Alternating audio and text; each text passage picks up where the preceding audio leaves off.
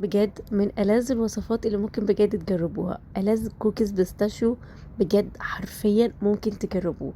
الحشوة مش قادرة اوصف لكم مع طبقة الكوكيز المقرمشة، حاجة خطيرة شكلا وطعم وكل حاجة. اول حاجة عشان نحضر الحشوة بتاعتنا هنحتاج كنافة نكون محمرينها على النار بزبدة او سمنة او في الفرن زي ما تحبوا. بعد كده هسيبها تهدى شوية وبعد كده هنزل عليها صوص البيستاشيو وهبدأ اقلب فيها لغاية ما اوصل كده القوام يكون شكل سهل ان احنا نشكله على طبق بقى عليه ورق زبدة. وهبدأ بقى اخد كده اشكل الكنافة بتاعتنا زي ما انتوا شايفين كده، علشان دي هتبقى الحشوة بتاعتنا.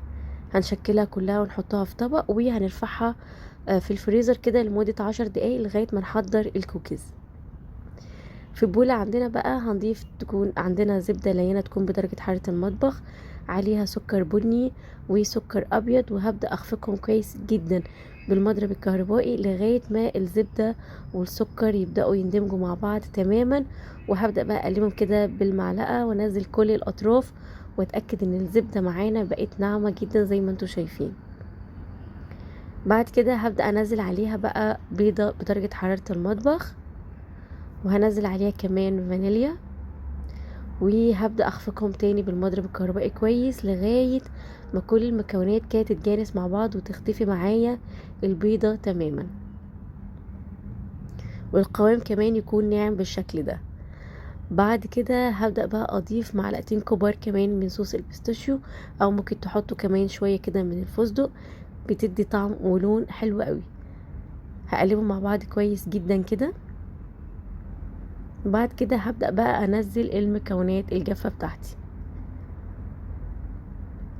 هنزل بقى الدقيق، وعندي كده حبيبات من الشوكولاته او الشوكليت شيبس زي ما انتوا عايزين، البيكنج صودا ورشه ملح، وهبدا اقلبهم كده بالمعلقه. طبعا زي ما انتوا عارفين ان الكوكيز عشان يطلع معانا مقرمش ما بيتعجنش نهائي باللم بس. هبدا الم كده بالمعلقه الاول وانزل كل الجوانب، انزل كل الدقيق، انزل كل الاطراف كده زي ما انتوا شايفين. بعد كده هبدا المها بايدي ولغايه ما توصل معايا العجينه تكون طريه جدا زي ما انتوا شايفين، ما تزودوش دقيق خالص.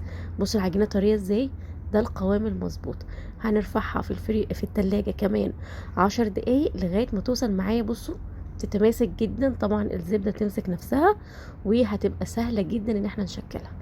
هناخد كوره كوره بقى كده ونكورها ونبدا نفردها كده، وناخد بقى الحشوه بتاعتنا بعد ما جمدت في الفريزر، وهنبدا بقى نغلف الحشوه كويس جدا بطبقه من الكوكيز.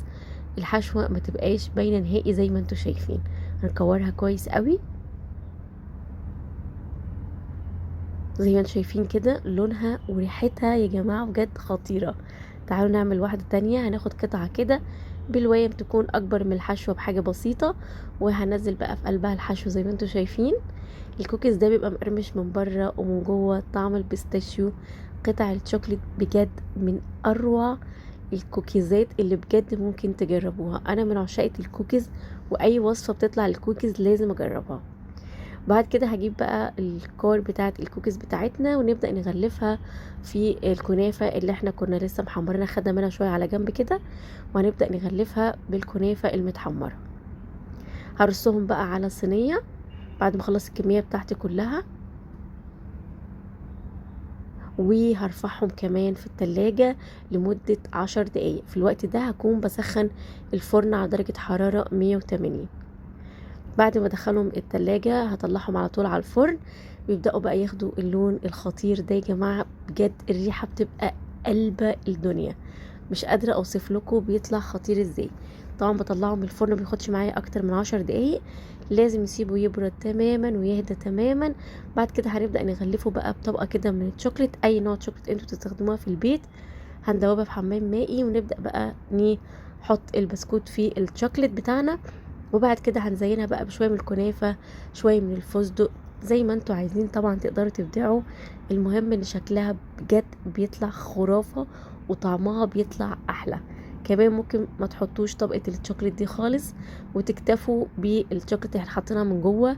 الكوكيز بجد تحفة، غطيتوها بالشوكولات او لا، في الحالتين خطيرة، مقرمشة جدا، وطعم الحشوة من جوه يا جماعة بجد رهيب. لازم تجربوا الكوكيز ده لو انتوا من عشاق الكوكيز زيي. اشوفكم بخير في فيديو جديد.